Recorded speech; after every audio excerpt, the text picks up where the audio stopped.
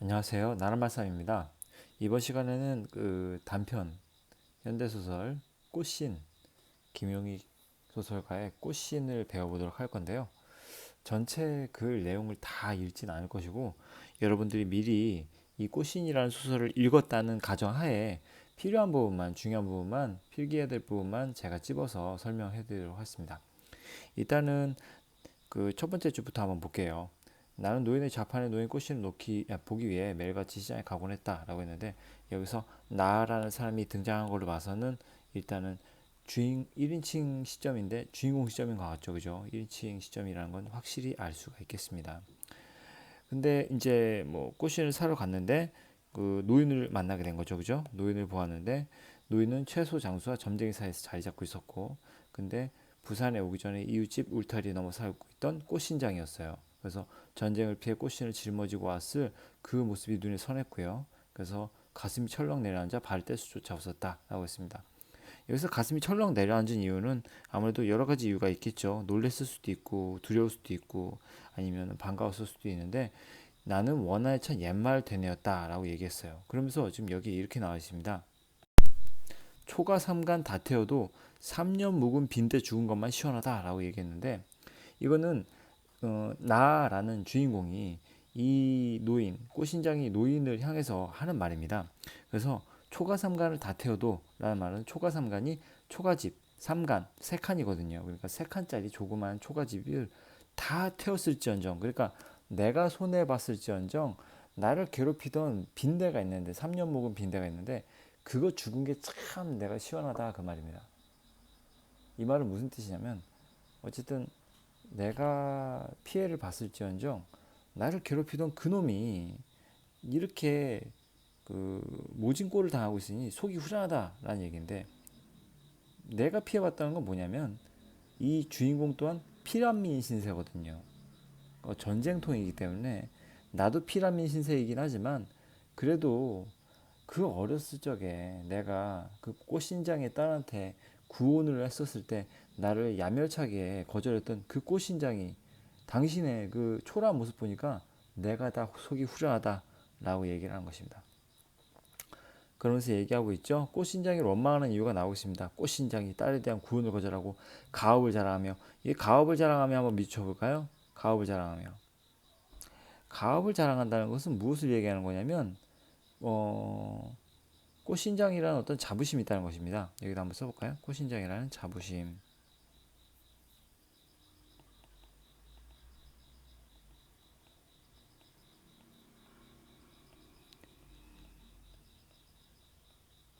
꽃신장이라는 자부심이 있는 것입니다.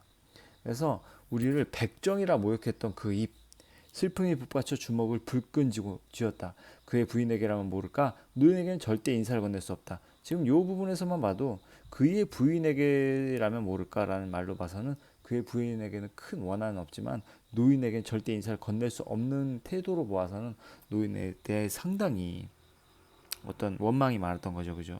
그래서 백정이라 모욕하던 그 입 때문에 나는 그 사람에게 상처를 받았다. 어떤 그 큰 문제가 이 둘 간의 어떤 갈등 관계가 조성되고 있다는 것을 알 수 있겠죠. 그의 집에 갔던 일이 어제처럼 생생하다. 내 마음에 사그리지 않는 그늘로 자리 잡은 날 어디를 가든 그날 그 일은 강물이 비친 그림자처럼 나를 따라다녔다. 그렇게 가슴속에 사무치게 상처가 되었을 어떤 얘기를 한 거죠. 특히 이 백정이라 모욕하던 그 입, 이게 크게 상처가 되었던 거고, 그리고 꽃신장에게 있어서는 내 딸을 줄 수 없는 이유가 네가 정말 천한 백정이기 때문에 거절했다라는 걸로 알 수가 있겠죠. 근데 미리 배경 지시고 알아두면 좋겠는데 이 꽃신장이 또한 그 천민에 속합니다. 천민에 속해요.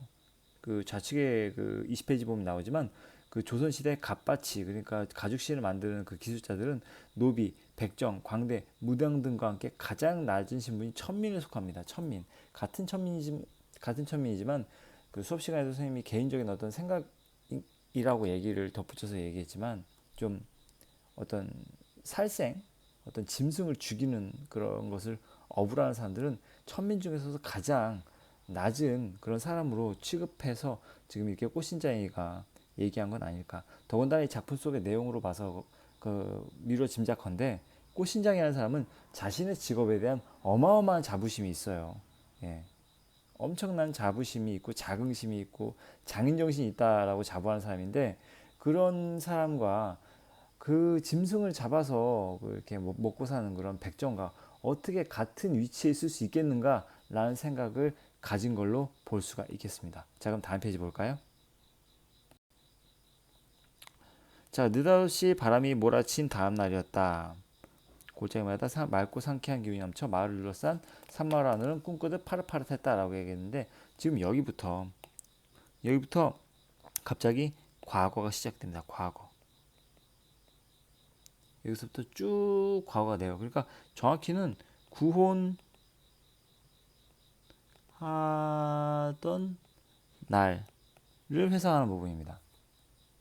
구혼하던 날의 이야기를 쭉 다시 넘어가고 있어요. 그러니까 역순행적 구성이라고 볼 수 있겠죠, 그죠? 현재에서 과거로 들어갔으니까.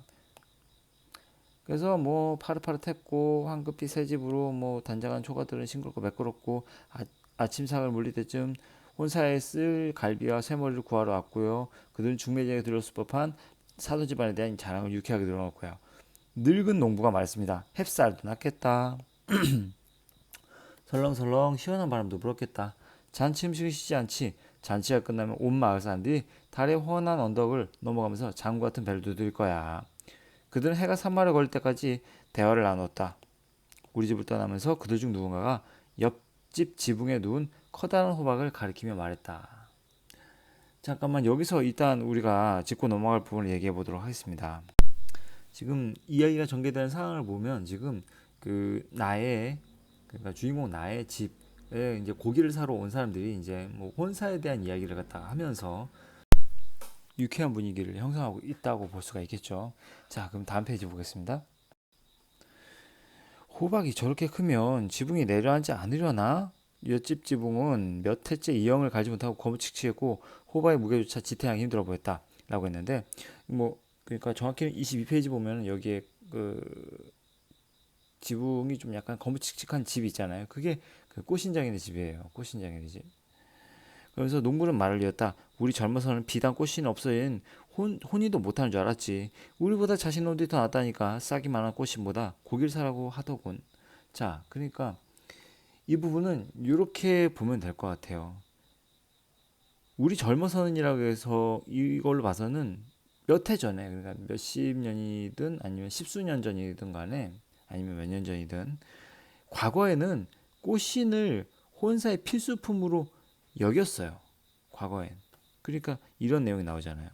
근데 자식놈들이 낳았다니까. 이제 자식 세대가 되니까 어떻게 됐냐면 비싸기만 한 꽃신보다 고기를 사라고 하더군 이라고 얘기하는 거예요.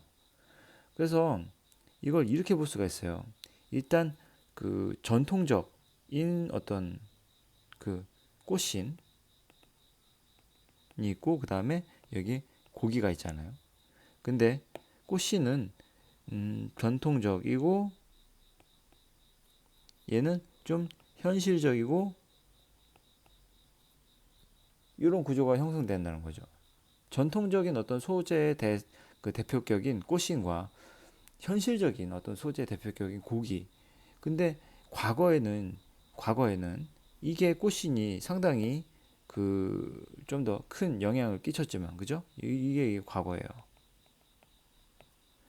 근데 지금 이 농부들이, 늙은 농부가 서로 지금 혼담을 뭐 혼인 누구의 혼인에 대해서 얘기를 하고 있는 그 상황으로 보건데, 지금 자식들의 세대가 되니까 점차 꽃신에서부터 이제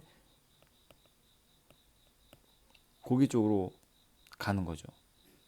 좀 더 실용적인 거, 현실적인 거, 전통적인 것보다 현실적인 것을 중시하기 시작하는 시대가 되었다는 거지. 그죠?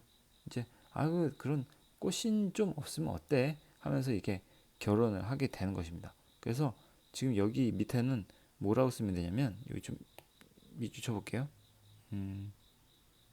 요걸로 할까요? 자, 이렇게.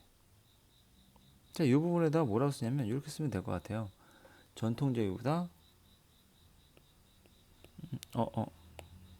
다시 전통적인 것보다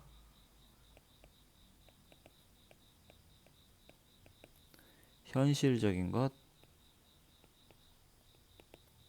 것을 중시했다. 됐죠? 자, 그러면서 우리 집은 다시 조용해졌다. 어머니는 그들이 떠들지 말았으면 했다. 손님들이 와서 혼인 얘기를 하고 가는 날이면 꽃신장이 어김없이 술을 마셨기 때문이다. 이 말은 무슨 뜻이냐면 그 예전에는 꽃신장네 집에 와서 뭐 혼담을 주고받고 뭐 이야기를 갖다 막 하고 이야기꽃이 피는 그런 곳이었는데, 근데 이제 사람들이 모두 주인공 나의 고깃집으로 몰려든 거예요. 그러니까 그 어머니, 나의 어머니 입장에서는 좀 이게 그 미안한 거지. 꽃신장이 들을까봐 미안해서 좀 떠들지 않았으면 하는 그런 바람이 있었는데, 어쨌든 그렇게 잘 되는, 남이 잘 되는 걸 보니까 꽃신장이는 술을 먹고 이런 상황이 진행되고 있는 것입니다. 자, 그 다음 페이지를 넘어가도록 하겠습니다. 그가 젊었을 때, 아니 몇 해 가을 전만 해도 혼사를 앞둔 농부들은 꽃신부터 맞추러 나갔다. 그들은 꽃신장의 집에서 중매적인 이야기를 하다가 쌈지에 담배가 다 떨어져서 겨우 일어났다. 그러니까 그만큼 되게 오랜 시간 동안을 있어야 이제 자리를 털고 일어나는 그런 상황이 벌어졌던 거죠. 그죠? 그래서 돌아가는 길에 그들은 울타리 넘어 우리를 불러 고기가 얼마 필요하냐고 말을 건넸다. 뭐 이런 식으로 이야기가 딱 전개되고 있습니다. 그리고 이때 당시만 해도 그러니까 좀 더 대과거죠. 좀 더 대과거로 들어갔는데, 이때 당시만 해도 사실 나의 어머니는 꽃신장이네 집에 사람들이 북적거리는 것을 상당히 부러워했습니다. 그래서 이렇게 얘기하죠. 옆집 문턱은 손님들로 달아 빠지는데 라고 얘기합니다. 하지만 울타리 너머의 꽃신장이네 찾는 손님은 해마다 줄어들었습니다. 그러니까 점차 전통을 상징하는 어떤 꽃신에 대한 필요성이 그 상실되어 가는 거죠. 없어져 가는 거죠. 그죠? 그래서 이런 상황을 갖다가 조금 그림으로 그려본다면 이렇게 그림이 아니라 표로 그려본다면 이렇게 그려볼 수가 있을 것 같아요. 네, 대충 이렇게 자습서에 있는 내용을 조금 선생님이 재구성을 해봤습니다. 꽃신장이네와 나의 집의 처지가 이렇게 달라졌습니다. 몇 해 전만 해도 꽃신의 의미는 혼사의 필수품이었어요. 죄송합니다. 근데 이게 현재로 올라오면서 없어도 그만인, 그저 값비싸기만 한 그런 물건이 된 거예요. 그러니까 과거에는 값비싸더라도 야 어떻게 꽃신이 없이 결혼을 해, 말이 안 되는 거지, 혼사는 무조건 꽃신이 있어야 돼 라고 했던 사고방식에서 이제 이 농부들의 뭐 자식 세대들이 이제 크니까 아 꽃신 너무 비싸기만 하고 없어도 그만인 물건이야, 대신 그 돈으로 고기나 사자 하는 쪽으로 옮겨갔다는 얘기입니다. 전통이 사라져가는 모습이 보여주는 거죠. 그러면서 손님의 규모 또한 몇 해 전에는 꽃신장이네가 참 많았어요. 거기 가서 뭐 결혼 이야기도 하고 뭐 이런저런 어떤 잡담도 나누고 농담도 따먹고 그랬는데, 지금 이제 현재는 나의 집이 많아지고 꽃신장이네 집은 상당히 몰락해가고 이제 손님도 찾아보기 힘든 지경에 이르렀다는 거죠. 그죠? 이해 가시죠? 자, 그 다음에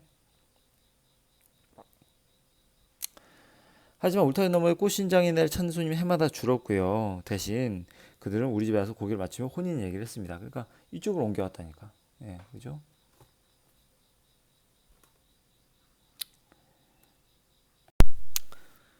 그러니까 상황이 역전됐다고 볼 수가 있겠죠.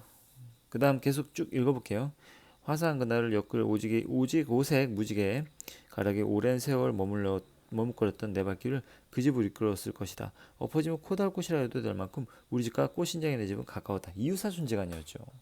하지만 구원하자고 다짐할 때마다 주인공 나가 이 꽃신장이네 딸한테 구원하자고 다짐할 때마다 그의 집이 언덕 너머로 물러나 버렸다. 이 표현 한번 알아두세요. 이 표현은 참 괜찮은 표현인 것 같아요.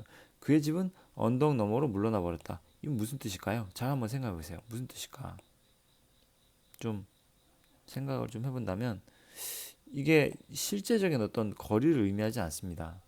실제적인 거리를 의미하는 게 아니라요. 이건 무엇을 의미하냐면 심리적 거리를 의미합니다. 그래서 뭐 때문에 그런 거냐면 자습서는 이렇게 쓰여집니다. 받아 적으세요. 두려움, 또 두려움,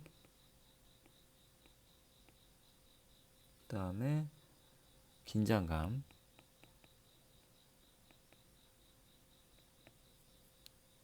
망설임 등으로 인한 심리적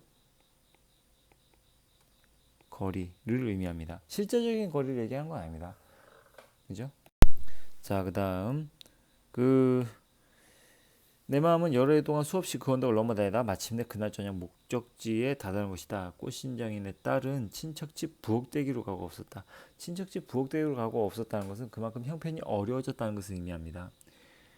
꽃신장이도 집에 없었. 다음 페이지. 다. 고추를 다듬던 부인이 나를 맞이하였다. 내 마음을 전하기 앞서서 무슨 말이든 꺼내렸지만 목매어 한마디도 나오질 않았다. 라고 합니다.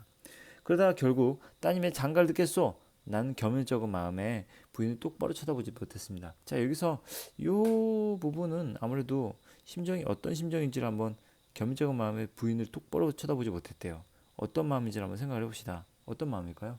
아무래도 나의 심리는 상당히 쑥스럽겠지. 쑥스러움, 그 다음에 부끄러움이 많은 남자입니다. 그래서 아이 아버지와 상의하겠다는 말이 들렸습니다. 그죠? 근데 힐끗 부인을 쳐다보니까 부인의 얼굴엔 기쁨이 가득했습니다. 부인의 얼굴에 기쁨이 가득했다는 것은 아무래도 이 꽃신장이의 와이프, 그러니까 내가 좋아하는 그녀의 엄마는 어쨌든 결혼에 대해서, 나와 딸의 결혼에 대해서는 상당히 호의적 감정을 가지고 있다는 것이죠. 좋다라고 생각하고 있는 것 같아요. 그래서 얼굴에 기쁨이 가득했습니다. 그 다음부터는 부인이 무슨 말했는지조차 기억이 나지 않고요. 다만 지금까지도 당시 부인의 행복한 표정이 생생하게 떠오를 뿐이다. 그만큼 생생하게 떠오를 만큼 너무 설레고 좋은 거죠. 그죠? 그래서 그 집에 돌아서 엄마한테 얘기하죠. 그 꽃신장이의 딸에게 청혼했습니다. 라고 하니까 다음에 네가 찾아가면 아마 꽃신장이가 너무 반가워서 맨발로 뛰쳐나올 거다. 그날 밤 나는 잠을 이루지 못했다. 뭐 이런 식으로 나오죠. 그죠? 다음 페이지를 넘어가도록 하겠습니다. 자, 일단 중간 체크를 한번 해볼게요. 자, 여기서 꽃신에 대한 인식의 변화가 등장하는데 이걸 좀 알아보도록 할게요. 꽃신에 대한 인식의 변화.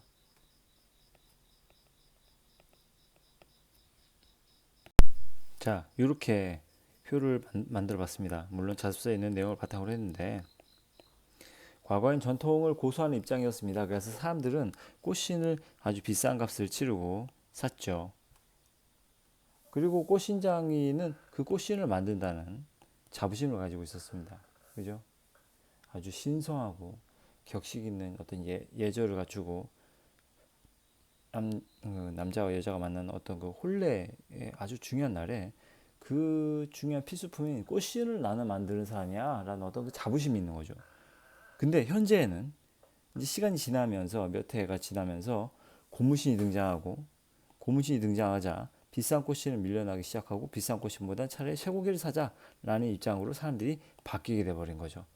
그렇게 돼버리니 꽃신장이는 꽃신의 가치를 알아주지 않는 변화된 세태를 갖다가 아주 씁쓸해합니다. 누가요? 꽃신장이가. 이런 구조라는 걸 알아두시면 될 것 같습니다. 자, 그러면 지문 계속 읽어보겠습니다. 필요한 부분만 읽을 것입니다. 자, 나는 아무것도 내 결혼을 막을 수 없다고 생각을 했다.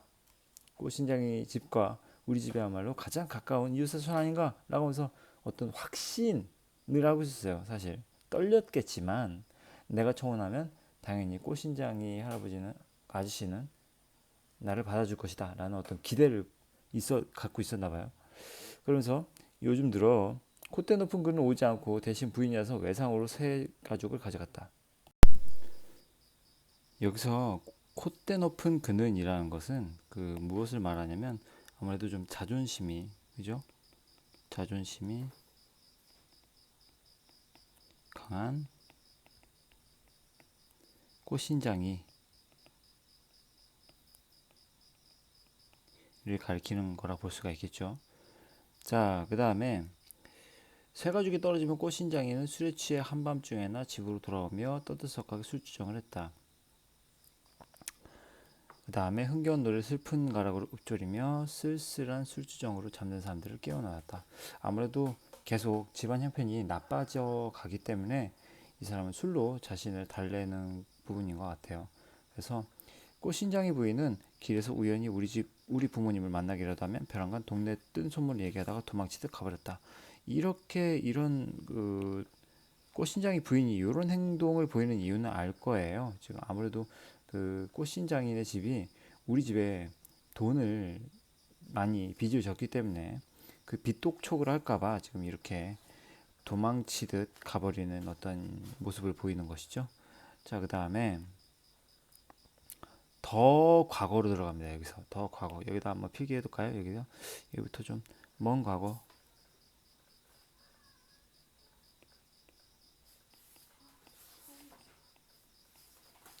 들어갑니다. 그러니까 아무래도 구원하기 전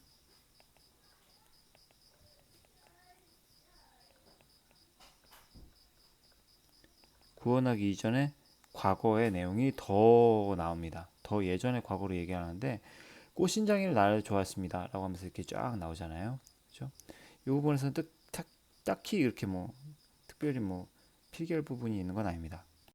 근데 이 부분은 좀 알아둘 필요가 있거든요. 어느 부분이냐면 이 꽃신장이의 말을 좀 집중해서 봐야 될 것 같거든요. 왜냐면 자 여기 보세요. 상도는 용모가 훤하고 잘생겨서 중매쟁이 없이 장가를 잘 들겠다. 주인공 나의 이름이 상도라는 걸 우리는 알았어요. 그죠? 이제.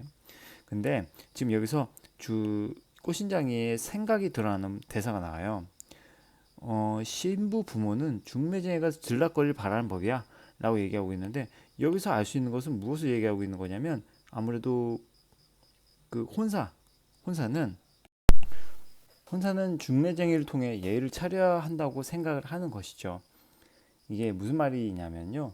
그 예전 같은 경우에는 뭐 지금이야 뭐 연애 결혼이 뭐 많이 활성화된 시대이긴 하지만 옛날만 해도 이제 그 신랑 신부의 각각의 어떤 부모님이 직접 만나서 이렇게 서로 간에 뭐 이야기 혼담을 갖다가 주고받는 게 아니라 중간에 꼭 이렇게 중매쟁이가 끼어 있어야지만이 그게 예의였던 것이었던 거죠. 그래서 이 꽃신장의 생각 또한 마찬가지로 중매쟁이 통해서 이렇게 그 혼담이 오고 가야 그게 예의이고 그게 맞는 것이다라고 생각하는 그 꽃신장의 어떤 사고방식을 좀 넌지시 좀 알 수 있겠죠. 그러면서 그의 눈은 꽃을 내려다보고 있었으나 입은 미소를 머금은 채 나를 향하고 있었다. 미소를 머금은 채 나를 향하고 있었다는 것만 이것만 봐도 그래도 어쨌든 주인공 나에 대한 어떤 애정, 호감 이런 게 있었다는 거죠. 어렸을 때. 그렇죠? 그 다음 페이지 보겠습니다.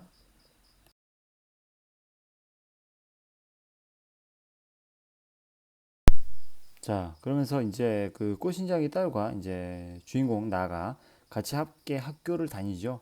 근데 뭐 대충 이렇게 읽어 보신 다음에 마을 아내들은 부처님처럼 눈썹 사이에 난 그 사마귀와 두 볼에 파이는 보조개를 보고 그녀가 남자 꽤나 끌겠다 했다. 하지만 나는 그녀의 얼굴보다는 그녀가 신은 꽃신을 보는 것이 더 즐거웠다라고 얘기합니다.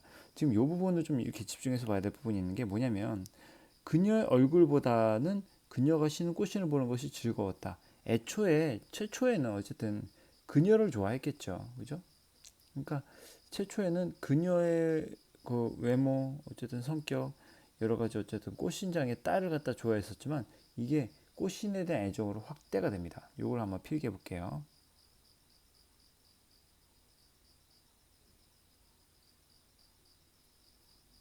이렇게 쓰면 될 것 같습니다.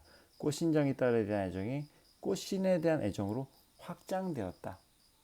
이런 거 있잖아요. 막 그 어떤 연예인을 좋아해. 연예인을 좋아하는데 그 연예인이 쓰던 물건까지도 내가 좋아하게 돼. 이런 거랑 마찬가지죠. 그러니까 그 사람을 좋아하기 시작했는데 그 사람이 신던 어떤 신발, 그 사람이 사용하던 어떤 물건, 그것마저도 같이 좋아하게 되는 것은 어떤 애정이 확장되어 가는 것이라 볼 수 있겠죠. 그죠? 그래서 이 부분을 이렇게 표시하고요. 어쨌든 네. 자, 그 다음에 그녀는 발이 부르실까봐 부르틀까봐 흰버선을 신었는데 나는 학교로 가는 오솔길에서 가끔 그녀보다 뒤처져서 나룻배를 닮은 꽃신에 담긴 흰버선의 오목한 선을 바라보곤 했다. 그러니까 이 사람은 그 그런 어떤 애정이 있었던 것 같아요. 그러니까 꽃신과 여기다 써볼게요. 자, 이렇게 잘 써는 이렇게 써 있습니다. 꽃신장이 딸과 꽃신에 대한 나의 애정이라고 표시가 되어 있는데요. 그러니까 그녀의 뒤쳐서 나룻배를 닮은 꽃신에 담긴 흰 버선의 오목한 선을 바라보곤 했다는 것은 정말 그녀조차 좋지만 그녀가 신은 신발조차 너무나도 아름다워서 푹 빠져서 그냥 계속 바라보는 것이죠, 그죠? 자, 그 다음에 점차 시간이 감에 따라서 이제 그 사람들이 그 꽃신장이를 찾지 않게 되었고, 그죠? 꽃신이 잘 안 팔리게 되었고, 그러면서도 이제 좀 약간 사정이 좀 어렵게 됐죠. 그러면서 하루는 그가 꾹 다물었던 입을 갑자기 열어서 날 놀라게 했다. 요즘 훈이는 너무 서둘러서 꼭 메뚜기 짝짓기 같다 라고 하는데 메뚜기 짝짓기가 어떻습니까? 메뚜기 짝짓기를 뭐 직접 관찰을 해본 친구들은 많이 없겠지만 메뚜기 짝짓기라고 하는 것은 그 흔히들 쉽게 생각한다면 이런 식으로 볼 수가 있어요. 상당히 즉흥적이고 아주 빨리 이루어져 버리는 그런 혼인을 메뚜기 짝짓기로 이렇게 비유를 하는 것 같아요. 그래서 이렇게 한번 써보겠습니다. 자, 이렇게 절차나 격식이 없이 이루어지는 요즘 혼인을 이렇게 빗대어서 표현하는 것이라 볼 수 있겠습니다. 그래서 혼산날에 양고무신을 신다니 내 딸에게는 고무신을 백날 신기르니 단 하루라도 꽃신을 신길 거다라고 한다면 이 꽃신과 그 다음에 이걸 이렇게 표현할까요? 꽃신과 그 다음에 양고무신 이 둘은 서로 대조적이라고 볼 수가 있겠죠, 그죠? 상반된다 볼 수 있습니다. 이 둘의 관계를 갖다가 필기를 한번 해볼 테니까 여러분 따라 적어보세요. 자, 여기 이렇게 빈칸 만들어 놓고 해보겠습니다. 자, 이렇게 자습서의 내용을 조금 바꿔봤습니다. 조금. 자, 내용 한번 보면요. 일단 꽃신과 고무신이 있는데 꽃신은 혼사의 필수품이었었습니다. 그죠? 그리고 지금 이 꽃신장이가 수공업 손으로 만들고 그 다음에 이것이 많이 만들어지지 못해요. 소량 생산이죠. 하지만 고무신은 외국에서 유입된 물건이고 공장에서 대량으로 찍어내겠죠. 그리고 값싸게 유통이 됩니다. 그러니까 이거 여기다 옆에다 비쌈이라고 써야 되겠네요. 그죠? 소량 생산, 그 다음에 값비쌈. 그죠? 이게 차이예요. 이런 차이들이 존재해요. 자, 결국엔 이런 것으로 말미암아 우리가 미뤄 짐작해 보건데 전통적이고 정신적이고 이상적인 것이 꽃신이고 고무신은 비전통적입니다. 상대적으로. 그리고 물질적이에요. 그러니까 단지 고무신은 잠깐 편하게 그냥 뭐 어떤 격식 그런 거 차리는 거 없이 편하게 실용적으로 신고 다니면 돼. 그럼 그만이 물건이에요. 그냥 물질적인 것이죠. 그리고 아주 현실 중심적인 어떤 물건을 상징한다 볼 수 있겠죠. 하지만 꽃신은 이 꽃신 한 땀 한 땀에 장인 정신이 들어가 있고 정신적인 것이잖아요. 정신이 들어가 있잖아요. 그 사람의 예술 혼이 깃들여져 있는 것이기 때문에 정신적이고 그리고 과거부터 혼사의 정말 필수품이었기 때문에 전통적이고 그리고 이상적인 것이죠. 때문에 꽃씨는 전통 가치와 장인 정신을 상징하지만 고무신은 신문물, 그냥 새로 들어온 물건, 신문물, 그 다음에 편리함을 상징하는 고무신이라 볼 수 있겠습니다. 이 둘은 서로 상반되죠. 그죠?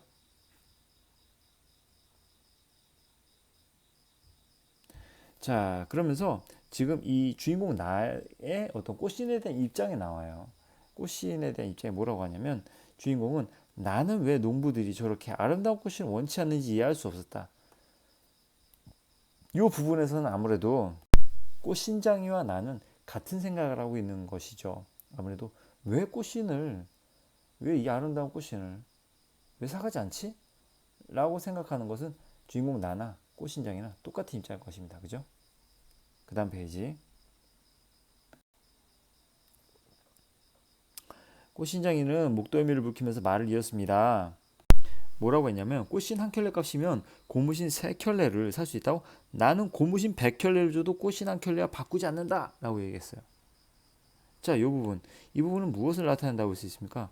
고무신 100켤레보다 꽃신 한 켤레가 낫다고 얘기하는 것이잖아요. 때문에 여기에는 어떤 그 꽃신에 대한 자부심이라고 쓰면 될 것 같죠, 그죠?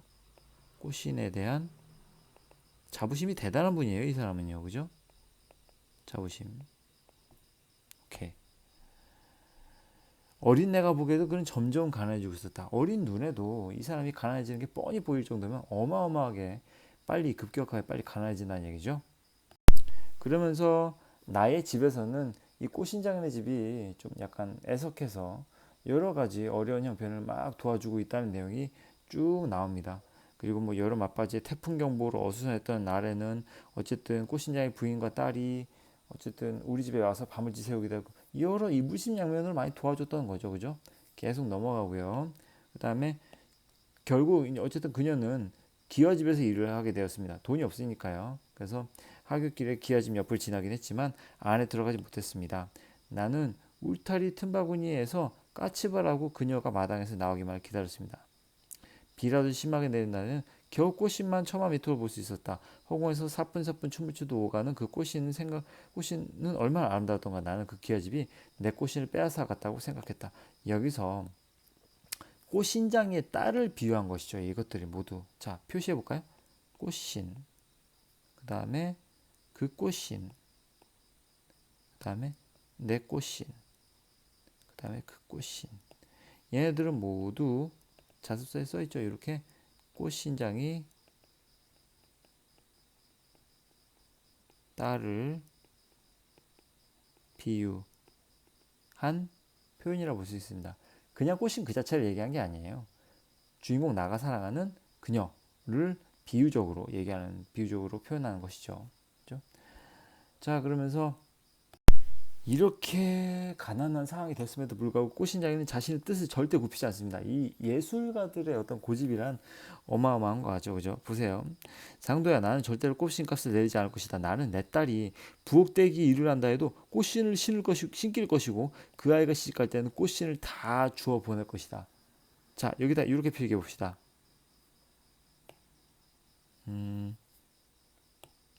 이걸 이렇게 봅시다. 자, 이 부분에서 알 수 있는 것은 무엇이냐면요. 이렇게 써볼까요? 이렇게 해요. 꽃신에 대한 고집과 자부심. 항상 비슷한 얘기죠. 그죠? 계속 그 고집과 자부심이 꺾이질 않습니다. 이분은 돌아가실 때까지 이러죠. 그죠? 자, 그 다음에. 자, 이제 다시 뭐 이렇게 쭉 읽어보시면 여기 이 부분부터 다시 또 뭐가 시작되냐면 여기서 다시 과거로 옵니다. 아주 먼 과거로 갔었잖아요. 그죠? 어렸을 때 그 주인공의 그 얘기까지 갔다가 다시 구원하던 날의 그 과거로 왔습니다. 현재는 어떤 상황이냐면 알잖아요. 다시 맨 처음에 그 현재 모습은 내가 다 커서 장성해서 아주 늙어버린 그 꽃신장이를 보고 울컥했던 그 시점이 현재고 지금 과거 이후 장면은 구원하던 날로 다시 돌아와 버렸어요. 자, 봅시다. 이제 구원했으니 그 어쨌든 결혼이 구원했으니까 어쨌든 그 혼인이 성사될 것이라고 그 생각을 갖다 하고 있었죠, 그죠? 그러면서 고요히 깊어가던 가을밤. 요 소설은 아무래도 좀 그 묘사, 어떤 그 되게 서정적인 묘사, 그 주변의 풍경에 대한 아름다운 풍경에 대한 묘사가 아주 눈에 띄는 그런 아름다운 소설입니다. 그래서 참 많이 인정을 받은 소설이기도 한데, 그래서 고요히 깊어가던 가을밤 홀로 차가운 뜰을 몇 바퀴나 돌았던가 멀리서 거칠고 취기 섞인 꽃신장의 목소리가 들렸습니다. 이제 꽃신장이가 이제 들어와나 봐요. 근데 민요가락에 넋두리를 실어서 자신의 처지를 한탄하고 있었는데요. 그러면서 이제 그 주인공 나가 왔다 간 이야기를 이제 부인이 남편에게 이제 얘기를 해주죠. 그러자 노기를 띤 목소리가 나타났다는 거예요. 그죠? 내 딸은 백정네 집 자식엔 안 준다! 라고 했던 거예요. 단호하게 거절하네요. 그죠? 나는 다음 말을 들을 때까지 내 귀를 심했다. 우리가 백정 녀석에게 빚을 졌다고 내 딸 쉽게 줄 걸 생각한 게지. 중매쟁을 통해서 말할 줄도 모르는 게 백정이야. 내 딸은 7마을에서 가장 훌륭한 꽃신장의 딸이란 말이다. 라고 얘기했어요. 자, 그럼 이런 상황에 대해서 왜 이런 식의 반응을 했는지, 그 꽃신장이가 나의 구원을 거절한 이유가 하나, 둘, 셋, 네 가지가 있습니다. 이걸 한번 다 적어볼게요. 자, 이렇게 써보세요. 꽃신장이가 나의 구원 거절한 이유는 백정이라는 나의 천한 신분 때문에. 일단 꽃신장이와 앞서 말했지만 꽃신장이와 어떻게 백정이 같은 위치에 있겠느냐라는 사고방식을 가진 친구예요. 때문에 그 백정의 자식이 내 딸한테 감히 구원을? 이것만으로도 상처받는 거죠. 자존심에. 그 다음에 두 번째, 내가 누구야? 내가 최고의 꽃신장이야. 라는 어떤 자부심 때문에. 세 번째, 빚 때문에. 앞서 말했지만 지금 상당히 가세가 기울었기 때문에 항상 그 주인공 나의 집에 뭐 소고기도 많이 외상으로 받고 막 외상으로 막 가져와서 그 쇠가죽 가지고 이제 꽃신을 만들고는 했는데 빚을 많이 졌어요. 근데 그 빚 때문에 딸을 시집 보내는 것 같아서 자존심 상하는 거죠. 그 다음, 중매쟁을 통해 구원하지 않은 것이 자기를 무시한 것이라고 생각하는 겁니다. 앞서 설명했을 때 말했잖아요. 지금 이 꽃신장이의 어떤 사고방식 말했잖아요. 꼭 그 중매쟁이를 통해서 혼담이 오가야 그게 예의다라고 생각하는 사람인데, 그런 거 없이 주인공 나가 직접 찾아가서 딸과 결혼하겠소라고 하니까 문제가 생기는 거죠, 그죠? 자, 그 다음에 그래서 뭐 여기에서 뭐 내가 가장 일곱 말에서 가장 훌륭한 꽃신장의 딸이다라고 얘기하는 거, 그죠? 이걸 뭐 밑에다 그냥 이렇게 쓰세요. 꽃신장이로서의 자부심이라고 쓰세요. 여기다 쓸까요, 같이? 예.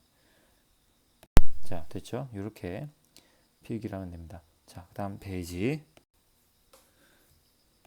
자, 그러면서 계속 얘기합니다. 쇠고기 덤이나 좀 얻으려고 한 말이 백정 녀석의 마음에 바람을 넣었군. 나는 꽃신장이라 라고 얘기합니다. 역시 또 여기에도 이렇게 한번 써보세요. 역시 꽃신장이로서의 자부심이라고 쓰면 됩니다. 뭐 특별히 안 쓰겠습니다. 자, 그러면서 그 말 들으니까 이제 주인공 나는 엄청나게 화가 나죠. 이제 정신없이, 그러니까 정말 이성을 잃은 채 칼을 들고 이제 쫓아가려고 했는데 엄마가 칼을 빼앗은 장면까지 나옵니다. 그러면서 털끝 하나라도 건드려서는 안 된다. 다른 사람들이 우리 백정 어떻게 생각하겠니? 라고 하는 말은 안 그래도 우리 백정을 상당히 험하고 상당히 나쁘고 상당히 잔인한 그런 사람으로 생각할 텐데, 더군다나 그런 사람으로 오인받을 우리가 어떤 누군가를 다치게 한다면 더더욱 그 이미지가 더 굳어질 거 아니냐. 우리는 더 조심해야 된다. 라고 얘기하는 거죠. 그죠? 그러면서 심장을 날카로운 갈퀴로 긁어내는 것 같이 쓰라렸고요. 이 감당하기 힘든 그 아픔을 잊어보려고 팔을 깨물었는데, 그러나 그것이 영원한 아물지 않을 쓰라림이라는 것을 깨달은 나는 이내 땅을 치며 울었다. 그게 계속 그 나중에 완전 장성하고 나서야 다 늙어버린 그런 그 꽃신장이를 보고 나서도 아직까지 가슴 아픈 걸 보면 역시 영원히 아물지 않을 쓰라림이라는 건 우리가 알 수 있겠죠. 다음 페이지. 일단 지금의 상황에서는 어쨌든 갈등 양상은 아무래도 그 꽃신장이와 나라고 볼 수 있겠죠. 그죠? 이렇게 나와 꽃신장의 외적 갈등. 자, 그 다음에 결국 주인공은 좌절을 하게 되고, 그리고 이제 뭐 아버지는 이제 그 도시의 어떤 여자와 어울려라. 꼭 그 꽃신장의 딸만 생각하지 말고 다른 여자와 좀 어울려라 라고 이렇게 하게 됐고, 그러면서 결국에 시간은 지나서 이렇게 여기로 오게 됩니다. 여기부터 다시 또 현재로 오게 되죠. 그죠? 현재. 맨 처음에 장면으로 다시 돌아온 것 같아요. 그죠? 그러면서 동해로부터 불어온 부드러우면서도 매운 바람과 함께 부산에서 봄이 찾아왔다. 그래서 샬라샬라 이렇게 이어집니다. 자, 그 다음에 여러분들한테 특별히 그렇게 굳이 언급하지 않아도 여러분들이 꼭 눈여겨서 봐야 될 부분은 그때 당시의 시대적 사회적 배경을 알 수 있게 해주는 그런 구절이라든지 단어를 갖다가 꼭 눈여겨서 체크를 하고 넘어가야 됩니다. 이를테면 이런 것들 있잖아요. 이런 것들.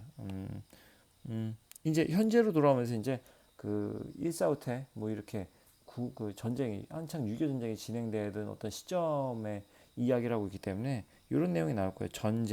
전쟁이 부산에 번져올 때까지도 이 낙동강까지 후퇴했을 때 얘기거든요. 6.25 전쟁 때 꽃이 이제 죽을 쫓고 있었다 이런 식의 것들. 그 다음에 그 다음 페이지 보면 여기서도 나와요. 고향에 핏이 나요. 피신 이런 것도 마찬가지로. 도시는 초대받지보다 피라민들 이것도 마찬가지로 다 전쟁 그때 당시 시대적 사회적 배경을 짐작할 수 있게끔 해주는 그런 단어들이죠. 전쟁통 이것도 마찬가지죠. 갯값으로 소를 팔았대요. 백정에게 갯값으로 소를 팔았어요. 그러면 주인공 나나 나의 어쨌든 아버지든 어쨌든 나는 돈을 많이 번 거예요. 그러니까 나는 백정인데 갯값으로 개의 값 그러니까 멍멍 짖는 그 개의 값으로 소를 팔았대요. 어마어마하게 헐값에 판 거죠.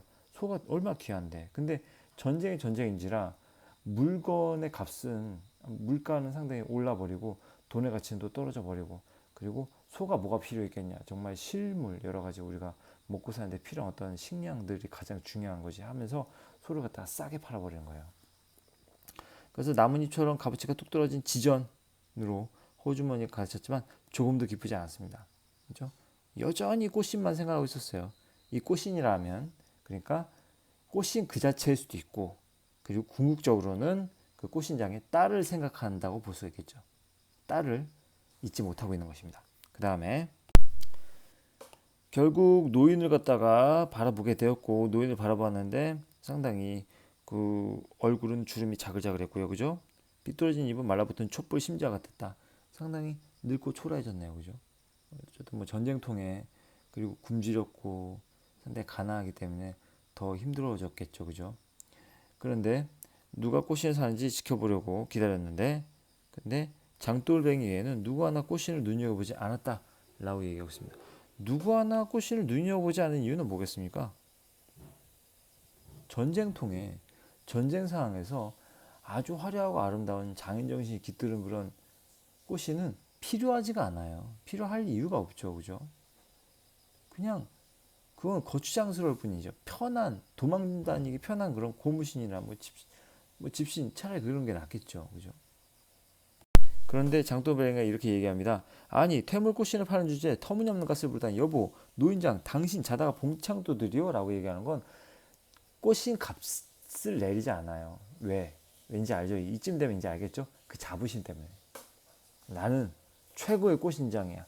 내가 만든 꽃신은 값어치가 있어. 때문에 값을 떨어뜨릴 수가 없어. 그것 때문에 이렇게 계속 고수하고 있는 겁니다. 자신의 어떤 입장을.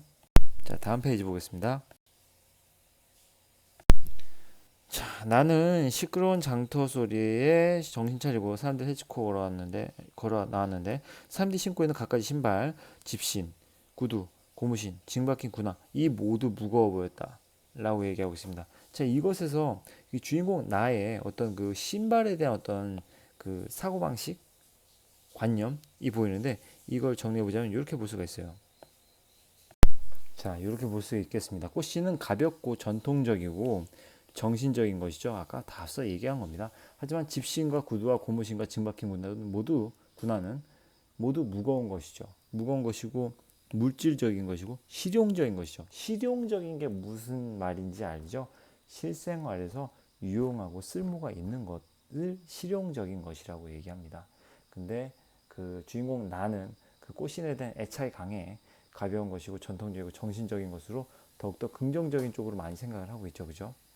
자, 그 다음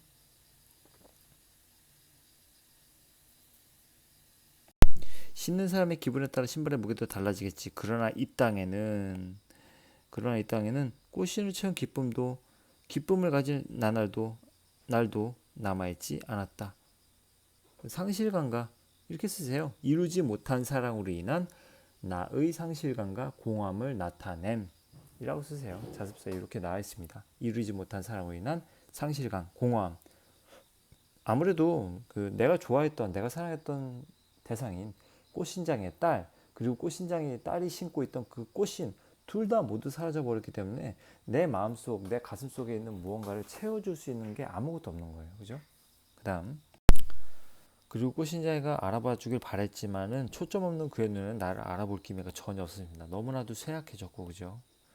그래서 꽃이 다 팔리기 전에 꽃신 한 킬을 갖고 싶었는데 근데 중요한 게 꽃신을 사면 슬픔이 되살아날까봐 두려워서 못 삽니다. 어떤 뭐 트라우마까지 될까요? 어쨌든 과거의 어떤 아픔으로 인해서 그 아픔을 다시 되살리고 싶지가 않아서 꽃신을 섣불리 사지를 못하고 있습니다. 그죠? 다음 페이지. 저 밤길을 가리우기 직전 밤길을 더듬어 찾는 초조함으로 꽃신을 바라보았고요. 꽃신이 세 켤레 남아있는 것을 봤을 때 더 이상 그곳에 갈 수 없었습니다. 예쁘게 꾸민 꽃신의 코가 나를 바라보다 훌쩍 뒤돌아설 것 같았기 때문에. 그죠? 역시 그 이루지 못한 생각 때문에 그 상처가 다시 되살아날까봐 두려워서 이런 현상을 보이고 있는 것 같습니다. 그러다 첫눈이 일찍 내렸고요. 길에 찍힌 발자국은 꽃신이 밟고 간 것일까? 이런 식으로 뭐 생각하다가 결국엔 다시 또 그 잊지 못하고 그 꽃신에게 뛰어가죠. 쟁걸음이라니까 아무래도 짧고 빠른 걸음으로 막 갔죠. 그러면서 한편으로 꽃신장이 싫어하기 때문에 나오지 않았으면 하면서도 한편으로 꽃신이 있었으면 했다라고 얘기하고 있죠. 그죠? 장모퉁이 다가서자 가슴이 뛰었고요. 기뻤다. 나는 그 기쁨을 두 손에 꽉 쥐었다라고 얘기하고 있네요. 그죠? 다음 페이지. 그런데 꽃신장이는 보이지가 않죠. 그러니까 꽃신장이 부인만 있고요. 그래서 이제 그 보니까 상황을 보니까 양복적으로 한복을 입은 사내가 어쨌든 흥정을 하고 있는데 손에 쥘 수 있을 만큼 돈을 꺼내서 부인 앞에 내놓았습니다. 그죠? 그러면서 다음 페이지. 여기 있어. 이 꽃이 내 겁니다. 하고 그냥 뭐 어찌 보면 좀 새치기를 해버린 거예요. 그죠? 사내 불쾌하겠죠. 그죠? 그러면서 어마어마하게 큰 돈을 그 꽃신 값으로 치니까 지금 그 꽃신장이 부인은 상당히 놀라는 거죠. 그죠? 그래서 나를 속이는 건가? 라고 하면서 어떤 경계심을 드러내는 그 몸짓을 보이고 있고요. 그죠? 그 다음에 상도입니다. 아저씨는 어디 계십니까? 라고 얘기하는데 부인은 넉나간 사람처럼 나를 갖다 쳐다보았다 라고 얘기 나오고 있고요. 입술이 떨리기 시작하면서 이가 하나도 남아있지 않은 잇몸이 드러났고요. 겨울바람처럼 메마르고 소리 없는 흐느낌이 들렸고요. 그죠? 그리고 바깥어른은 이 꽃신을 고무신 값으로 팔지 않으려고 했다. 그런데 나는 아침마다 그분을 쫓아냈었지. 한 달에 겨우 한 켤레만 헐값으로 팔고 오고 그러면 난 다시 신을 팔라고 성화를 했고 꽃신이 두 켤레만 남으니 꽃신을 더 이상 팔지 않겠다고 어린애처럼 고집을 부리더구나. 할 수 없이 장에 나가긴 하면서도 꽃신은 늘 그대로 갖고 돌아오더라. 하루는 온종일 빈속으로 떨다가 돌아와서 점점점점 요 점점점점이 무엇을 의미하는지 알겠죠? 돌아가셨다. 어떤 죽음에 대한 내용이 생략되어 있다고 볼 수 있겠죠. 왜 꽃신장에는 꽃신을 팔지 않았을까요? 애착 때문에 그래요. 그러니까 그런 경우 있잖아요. 내가 정말 심혈을 기울여서 뭐 어떤 물건을 갖다가 잘 만들었어. 근데 그걸 막상 팔라니까 너무 아까운 거야.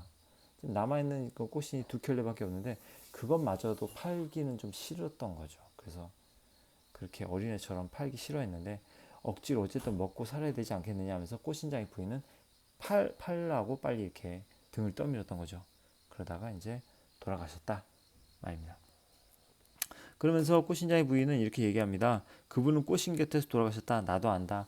그게 그분의 마지막 이었지 이렇게 얘기합니다. 그러면서 부인은 내가 내놓은 지폐를 물끄러미 바라보며 꽃신 꾸러미를 내밀었습니다. 이 돈이면 이제 버젓이 장사도 치르겠구나. 그러니까 그 장사라는 것은 우측에 나와 있지만 죽은 사람을 땅에 묻거나 화장하는 일. 그러니까 제대로 그 상을 치르지 못했다는 거죠. 근데 이제 제대로 상을 치르게 되었구나. 다행이다. 라고 얘기를 하는 것입니다. 자, 지금 여기서 시대 변화에 대처하는 꽃신장이와 나의 태도에 대해서 자소서에 나와 있는데 이거 한번 써볼게요. 한번 적어보세요. 자, 여기다 이렇게 해놓고 쓰겠습니다. 자, 이렇게 써봤습니다. 일단 꽃신장이는 주문을 받지 않고 꽃신을 만들고요. 돈이 필요해도 꽃신값을 내리지 않고요. 나를 백정집 자식이라며 무시를 합니다. 이로 미루어 짐작컨대 꽃신장이로서의 자부심이 아주 강하다는 걸 알 수 있겠고 시대의 변화를 받아들이지 못했죠. 그러다 보니까 이렇게 많이 가난해지고 힘들어지고 결국 이렇게 죽음에 이르게 되는데 나의 모습을 보면 시대 변화에 어떻게 대처했는가? 전쟁통에 고기를 팔아서 큰 돈을 법니다. 그러니까 시대 상황의 어떤 그 흐름에 맞춰서 자신의 변화를 깨야 된다면 변화를 한 걸까요? 어쨌든 그 주변의 어떤 환경에 적응을 하기 위해서 노력을 했다는 얘기인 것 같습니다. 그리고 사람들이 꽃신을 두고 고무신 사는 까닭을 이해하지는 못해요. 이 부분에서 꽃신장이와 좀 의견이 좀 일치하는 부분이잖아요. 그죠? 나 또한 꽃신에 한해서만 꽃신의 어떤 전통적이고 아름답고 예술적인 그 가치를 이해하기 때문에 고무신, 뭐 구두를 사는 걸 자체를 이해하지 못해요. 때문에 이 부분에서는 시대 흐름을 거스른다고 볼 수가 있는 거예요. 이 부분에서는 시대 흐름을 받아들이고 뭐 상황에 대해서 조금 변화하고 이런 식으로 환경에 적응하려고 노력했지만 이 부분에서는 시대 흐름을 거스른다는 얘기입니다. 왜 꽃신을 안 사지 사람들이? 라고 생각하는 거예요. 자, 이런 걸로 보건대 백정이라는 숙명을 받아들이고요. 시대 변화를 받아들이기도 거스르기도 하는 모습을 보였다는 것입니다. 내가 백정이어서 내가 좋아하는 여자와 맺어지지 못했다라는 어떤 한탄을 백정이라는 신분에 돌리지 않고 그냥 주어진 그 환경을 받아들였다는 것이죠. 그래서 그 시대의 변화를 또 받아들이고 그래서 잘 살아왔고요. 하지만 한편으로는 왜 꽃신을 두고 다른 고무신을 사는 거지? 나는 이해할 수 없다라고 하는 생각을 하면서 시대 변화를 거스르기도 하는 그런 모습을 보여주기도 한다는 것을 알아둬야 될 것입니다. 자, 그럼 지금까지의 내용으로만 가지고 한번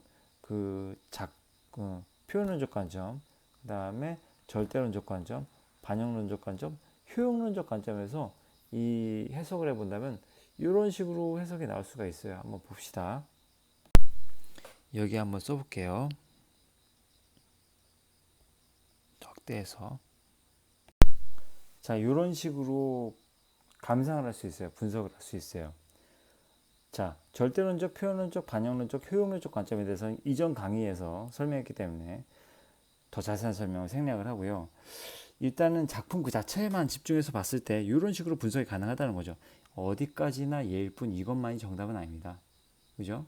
자, 그래서 꽃신에 얽힌 이루지 못한 애틋한 사랑 이야기야 라고 한다면 어쨌든 그 글의 내용 그 자체만 가지고 그 분석한 내용이겠죠.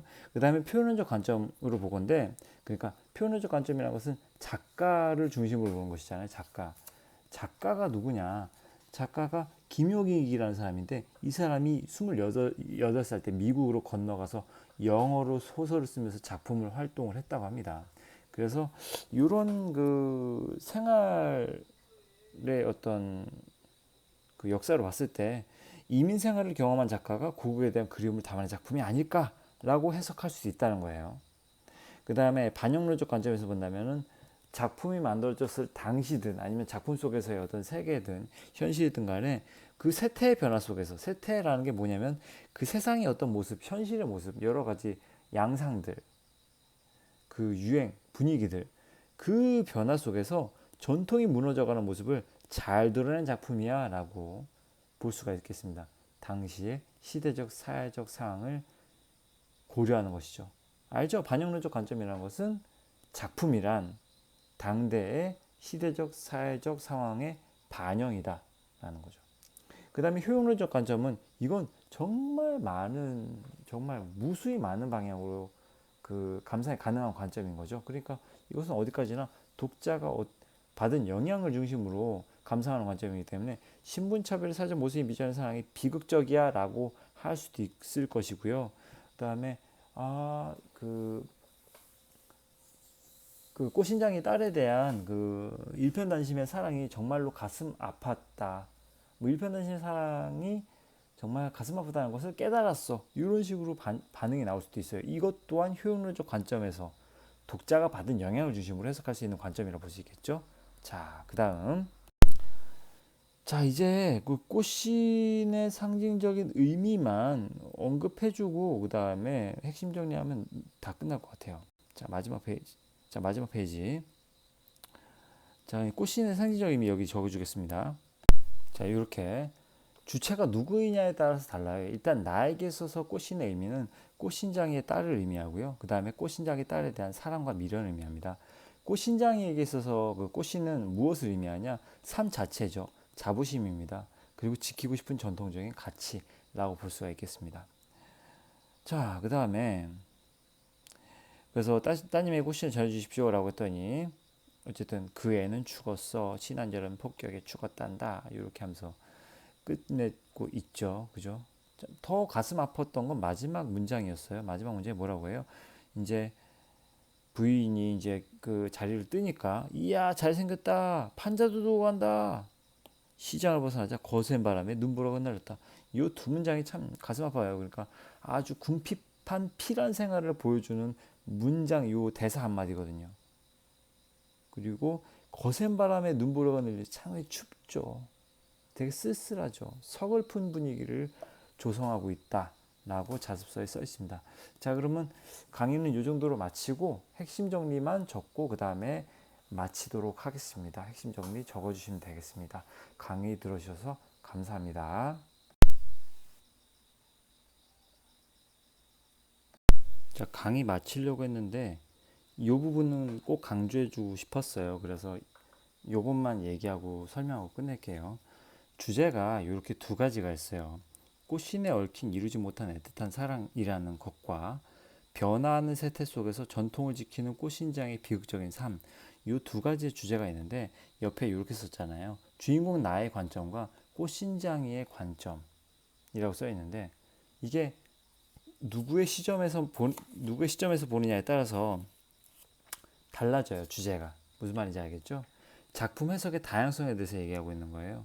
만약에 나의 관점에서 주제를 봐라 라고 한다면 이 소설의 주제는 꽃신에 얽힌 이루지 못한 애틋한 사랑이야 라고 얘기할 수 있어요. 근데 그 초점을 꽃신장이에 맞춰서 이 소설의 주제는 뭐야? 말하고자 하는 메시지는 뭐지? 라고 얘기했을 때에는 그때는 변화하는 세태 속에서 전통을 지키는 꽃신장의 비극적인 삶을 말하려고 한 것이야 라고 얘기할 수 있어요. 그만큼 이 소설은 애매하게 뭐 나쁜 건 아닙니다. 애매하게 그 뭐 사랑을 얘기하는 것 같기도 하고 그 다음에 사라져가는 어떤 전통에 대한 어떤 그걸 지키려던 꽃신장의 장인의 비극적인 삶을 얘기하려는 것 같기도 하고 둘 다 모두 얘기하는 것 같은데 이 주제를 어느 등장인물에 맞춰서 얘기하느냐에 따라서 주제가 두 가지로 갈릴 수가 있습니다. 이걸 꼭 구분해서 이렇게 알아두십시오. 강의 마치도록 하겠습니다. 감사합니다.